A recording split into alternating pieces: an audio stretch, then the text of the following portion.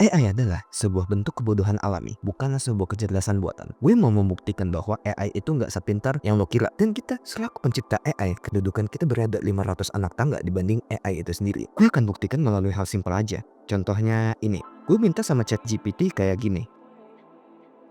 Aplikasi yang begini. Gue udah minta revisi tapi malah hasilnya begini. Keren nggak? Ya keren, tapi sesuai sama permintaan gue gak? Ya enggak lah. Oke, secara emang AI digadang-gadangkan akan menggantikan manusia. Ya bahkan pembawa berita udah AI, banyak sistem yang udah diganti sama AI, bukan dioperasikan sama manusia. Itu adalah pekerjaan yang manusia banget ya. Tapi lu jangan salah, gue pernah lihat YouTube kalau para model OnlyFans juga ngamuk karena mereka kalah sama model AI. Like what the hell? Bahkan industri esek-esek juga diisi sama AI. Damn.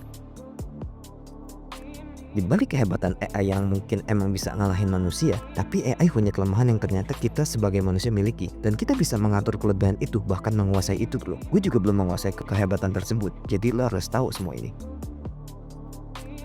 AI cuma tahu kerjaan selesai aja. Ya, AI cuma tahu kerjaan selesai aja bro. Secara mungkin kelihatannya keren, tapi pasti ada aja bolongnya. Kayak contoh yang gue kasih sebelumnya. Kita sebagai manusia bisa mengerjakan pekerjaan dengan all out dan baik. Setelah kita bekerja, kita bisa memberikan hasil terbaik. Tapi ya emang kita butuh waktu buat mengerjakan supaya hasilnya all out.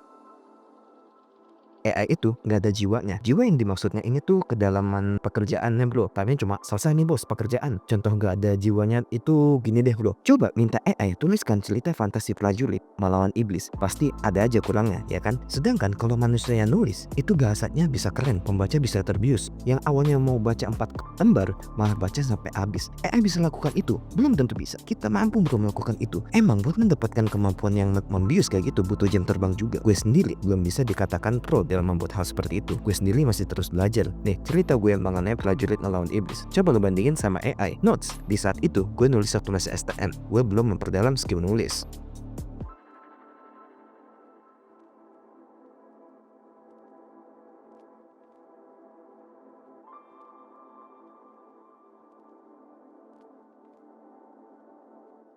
AI gak bisa nambahin detail kecil, gak usah di hal yang berbeda banget ya. Kita ambil cerita adult aja, misalkan step sister aja. AI ngasih lo hot step sister cuma rambut panjang sama seksi aja. Yang dimana kata-kata itu udah membentuk sebuah gambar yang erotis di kepala kita. Tapi kalau makin detail, makin jelas gambarannya. Apakah step sister yang cantik juga semok, cingdo tapi badannya kayak model? Apakah besar juga, mukanya cute kayak cosplayer favorit lo, matanya coklat, hitam pekat, dan detail penting lainnya yang nge-support elemen erotis. AI bisa nggak nulis kayak gitu? Belum tentu bisa, dan kita manusia mampu menuliskan itu bro. Gue sebagai penulis cerita belum tentu detail juga, karena gue masih membutuhkan insight dari penulis hebat bagaimana menulis cerita dengan baik.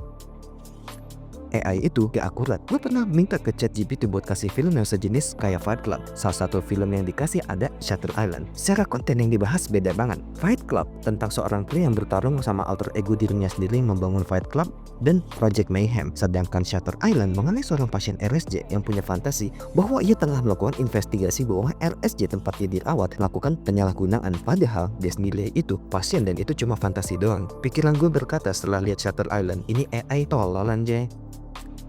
AI gak punya argumen mendalam. Contoh gini, di film ataupun cerita novel, sebisa mungkin karakter itu diperkenalkan dalam bentuk aksi, dialog, atau bahkan properti sama tempat tinggal. Ini adalah contoh karakterisasi seorang polisi umur 60 tahun tapi masih siaga banget dari ChatGPT.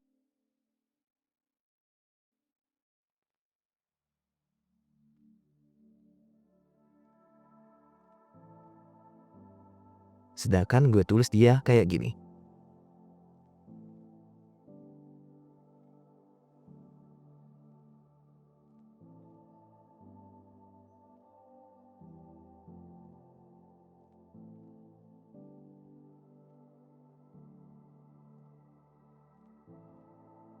Gue buat dia tinggal di rumah yang rawan kejahatan dan juga rumahnya nggak begitu lega, rada sempit. Kenapa begitu? Supaya tersampaikan kenapa polisi 60 tahun tersebut siaga. Dia tinggal di tempat rawan kejahatan. Oh, udah pasti dia bisa jaga diri sendiri. Rumahnya rada sempit. Artinya dia jago banget bela diri karena nggak ada tempat lari. Udah gitu sekalinya penjahat masuk, dia harus bisa mengalahkan dia di rumahnya yang sempit itu. Apakah AI bisa meneruskan itu? Kalau menurut gue, belum tentu bisa.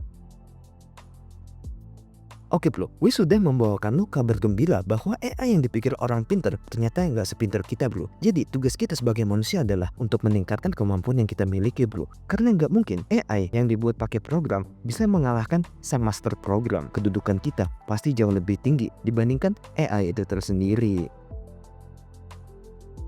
Nisi fortes, homines praesen mundi. Ora et labora